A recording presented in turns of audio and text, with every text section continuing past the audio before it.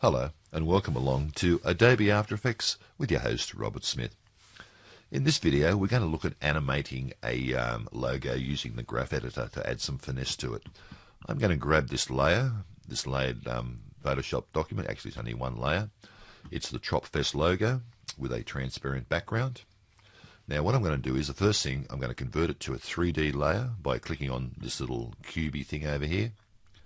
I'm going to twirl it down a bit. Open up my transform. Now get back to the start of my composition, or maybe just a little bit into the composition like that. I'm going to put a Y rotation keyframe, then move along a little bit, and in the first number in Y rotation I'm going to type in 4 for 4 rotations. Let's watch that. Very nice indeed. But it is a little bit constant. So let's make that a little bit more interesting by selecting these two keyframes, dragging a marquee over them, clicking on our graph editor, and grabbing this first green handle and just dragging it down to about here, to 0, and then drag the Bezier curve across to the left. So we get this dramatic curve where it starts off fast and slows down nicely. Very nice indeed. That's exactly what we want. Slows down. I'll get it out of the graph editor now and maybe move that just a little bit to the right so it takes a little bit longer so we can see that ease. Okay, much nicer indeed. Okay, so let's shut that layer down. Now what I want to do is add a solid. To do that I'm going to go Control click and new solid like this, and orange will do. Now, here's a little trick. I want to draw a circle from the center of this, or make a mask for this solid. So if I click on this thing here, the title action safe, and turn that on, that'll give me a mark right in the middle of the screen, which is exactly what I want. So Apple Plus, I'll zoom out a little bit, maybe go back a little bit. Okay, now what I'm going to do is I'm going to go up here to this tool, make sure I'm on the ellipse tool, like that. If I hold the Option key down, put that on top of there and start to drag, and as I'm dragging I'm going to hold the Command and Shift key down and it will drag right from the center, which is exactly what we want, like that. And there you go, there we've got a mask. That was a good guess to make it that size. Okay, let's click down here to turn that off. That's what we want. Let's get to animating this mask. We want that mask to come on at about there. I might zoom back out again, Apple minus, and turn my action safe off and put that into fit up to 100%. Let's have a look at that. The way it spins, about there is where we want that to start to scale. So I'm going to go down here to my transform, click on, make sure I'm at the in point by pressing the letter I, put a scale keyframe and drop that down to 0. Like that. Move along a little bit to about here, and we'll up that to 100%. So it's going to scale like that. Exactly what we want. Very nice. So let's watch that. Far too slow, so I'm just going to grab that and drag that to the left a little bit and select both of those. Go into my graph editor and let's do the same thing we did before. Just drag this down to here and this across to here like that to get the more jagged curve, and let's watch that. We get this great acceleration, which is exactly what we want. Let's get out of the graph editor. I actually might move that to the left just a little bit so it starts a little bit earlier. Let's watch that.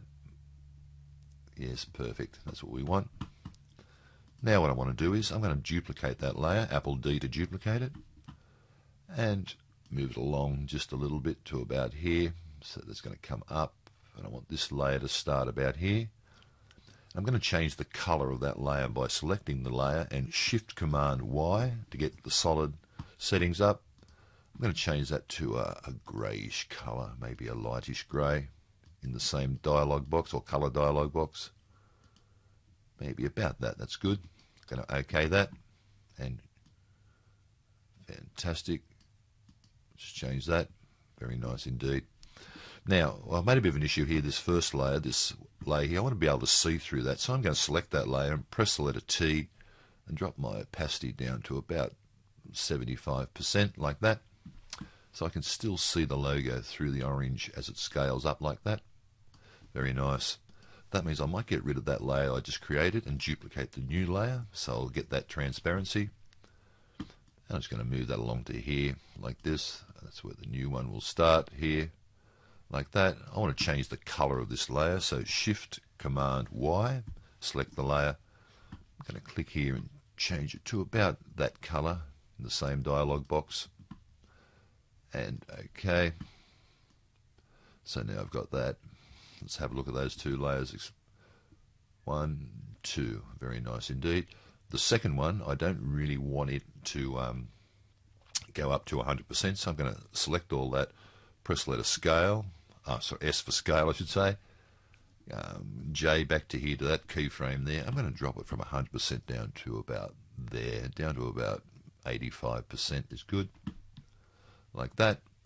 So it only comes up that far. Let's have a look at what's happening so far. Around it spins, up comes the first one, the second one. Great. Now, to get some bang for my bucks, I'm going to duplicate this layer, the bottom layer, the first thing I did, Apple D to duplicate, put it as the top layer, like this, move it along a little bit, and I want it to come in when that's about there is where I want it to start. So it'll come in spinning around like that and complete the logo. So let's have a look at that.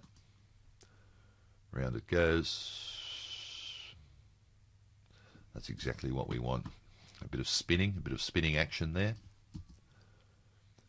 And just to finish it off, we might put some typography at this point. So I'm going to go to my type tool, go up here and type in Tropfest. Like that, and I'll grab that and I'll put it down here where it should go. Very graphic looking. Okay, put it there like this. I'm going to grab that and drag that layer, the Tropfest layer, to where it stops, the whole thing stops spinning, which is about there.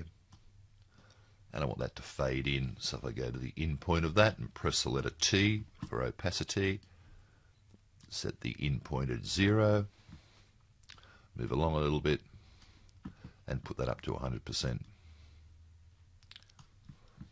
Let's see what that looks like.